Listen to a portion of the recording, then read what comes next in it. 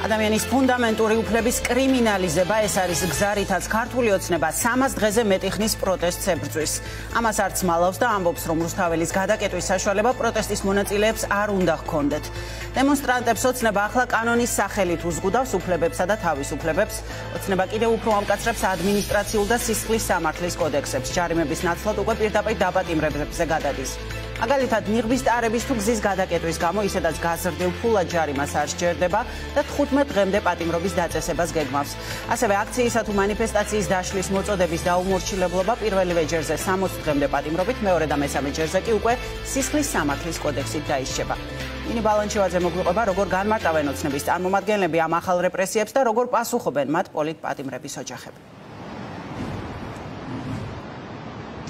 უკვე გამკაცრებული კანონების კიდევ უფრო გამკაცრებასთან დაკავშირებით ინფორმაცია გუშინ გავიგეთ უმრავლესობის ლიდერის ირაკლი კირცხალიას მხრიდან და დღეს უკვე ჩვენ განცხადებებს ვისმენთ ქართული ოცნების წარმომადგენლებისგან. ირაკლი კობახიძემ შალვა პაპუაშვილმა გააკეთეს რამდენიმე დღის წინ განცხადებები და რიტორიკა არის ისევ იგივე, რაც მოვისმინეთ გუშინ. შეიძლება ითქვას, რომ ოცნება ცდილობს წარმოაჩინოს ისე რომ თითქოს ეს ამ პროტესტზე მხოლოდ და მხოლოდ 50 ადამიანი იკრიბება ყოველ საღამოს და ეს არის ის რიცხვი, რომელიც კეტავს რუსთაველის მთავარ გამზირს.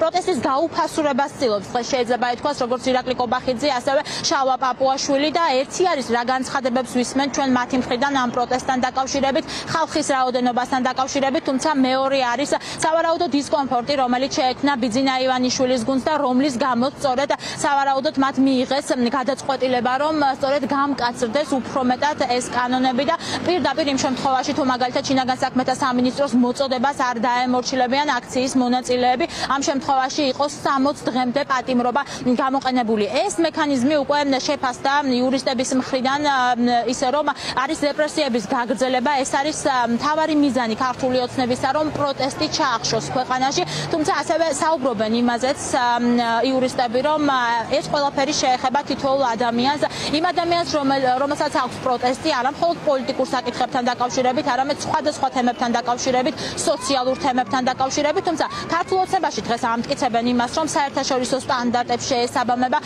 ეს ცვლილებები, რომელიც გულისხმობს მანიფესტაციებისა და შეკრებების პაკეტს და ასევე ამტკიცებენ იმას, რომ დემოკრატიული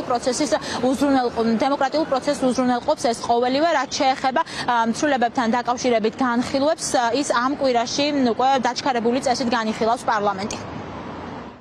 Kamde მოქმედებდა ჯარიმები ბოლომდე ეფექტური არ იყო და სწორედ ამის გათვალისწინებით შედის ცვლილებები როგორც ადმინისტრაციული სისხლის სამართლის კანონმდებლობაში, როცა ხარ 50 კაციდან 100 კაცი თუნდაც 300 კაცი შეგრებელი, კეთილი უნდა ინებოდა დარჩე ტროტუარზე. ხო, ეს არის საზოგადოების მოთხოვნა და ეს საზოგადოების მოთხოვნა ახლა ისახება კანონში. როდესაც მოძალადეების გათავისუფლებას ითხოვენ და 50 კაცი ქუჩას კეტავენ, აქ უნდა მიყვეთ ჩვენ საზოგადოების ინტერესებს. საზოგადოების ინტერესებშია სიმშვიდე, საზოგადოების ინტერესებშია ის, რომ ქვეყანა მშვიდად განვითარდეს და სწორედ ამას ემსახურება ეს კანონი. ეხლა რომ ხედავთ ფეხები გაფარჩხული რომ კეტავენ საქმე გზას, იმიტომ რომ არ ყოფნით ადამიანები, 20 ადამიანი ვერ იძალადებს 1,5 მილიონიან ქალაქზე. ხედავთ რომ ვერ ეტევიან ფოტოები იყო მათ შორის თქვენთან გავრცელებული, რომ ჯაჭვსაც ვერ კრავენ და ცდილობენ რაც შეიძლება გაიწელონ რომ გადაკეტონ გზა.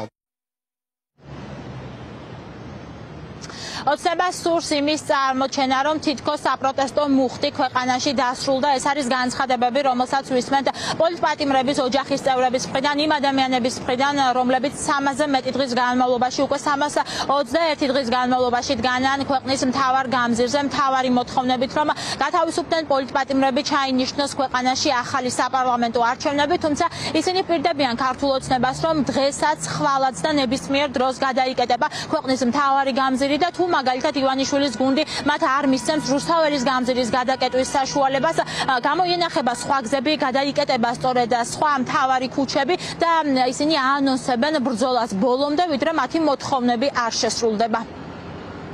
ძალიან დიდი მოლოდინები ქონდა რეჟიმს, რომ 4 ოქტომბრის შემდგომ საზოგადოებამ რაღაც ფრუსტრაცია განიცადა, მაგრამ დღესაც ხედავთ და საზოგადოება ხედავს, რომ გრძელდება ისევ პროტესტი, არაფერი არ ჩაახშობს იმ ბრას და იმ უსამართლობას, რაც დღეს ჩვენს ქვეყანაში სუფევს და ვპირდები ყველა თითოეულ იმ ადამიანს, რომელსაც გონია, რომ აქ ვინმე დაშინდება, რაიმე ჯარიმები და ასე შემდეგ, შევწყვეთ ამ პროტესტს. პირიქით, კიდევ უფრო მეტად გავძლიერდებით და კიდევ უფრო მეტად ვაჩვენებთ ყველას, როგორი ერთიანი არის ეს პროტესტი. არ გავჩერდებით ეხლა, რამდენიც არ უნდა ეცადოს ბიძინა ივანიშვილი და მისი მარიონეტი ხელისუფლება ამ ხალხს ვერ გააჩერებს და ვერ გაგვაჩერებს ვერც ჩვენ. ეგინ მე აი ჩემი ერთი დედის პოზიცია არის, აი საწოდავები არიან, აი მოხუნდაც მართლა საწოდავები არიან, იმიტომ რომ აი რო აღარ იციან რა გააკეთონ, ვეღარაფერს რო ვერ უშვებიან ხალხს, ეხლა მოიგონეს რაღაცა. ჩვენ უკვე მოვისმინეთ არასამთავრობო ორგანიზაციების მხრიდან ერთობლივი განაცხადი იმასთან დაკავშირებით, რომ ეს არის დემოკრატიული ინსტიტუტების დემონტაჟი. ქართული არასამთავრობო ორგანიზაციები თანხმდებიან იმაზეც, რომ ის რაც ახლა ხდება საქართველოში არ ხდება არც ერთ დასავლურ ქვეყანაში და ამას მხოლოდ ვნახავთ მაგალითად ისეთ ქვეყანაში, როგორიც არის რუსეთი და ყველა ქართული ოცნების გარდა თანხმდება იმას, რომ რეპრესიების ტალღა კიდევ უფრო მეტად იზრდება ქვეყანაში. ოცნების მიზანი არის მოქალაქეების დაშინება. თუმცა თქვენ მოისმინეთ უკვე იმ ადამიანების პოზიციები, რომლებიც 300-ზე მეტი დღის განმავლობაში დგანან რუსთაველის გამზირზე, ისინი არაპირებენ დანებებას და არაპირებენ, რომ დაემორჩილონ ბიძინა ივანიშვილის გუნდის ამ კანონებს.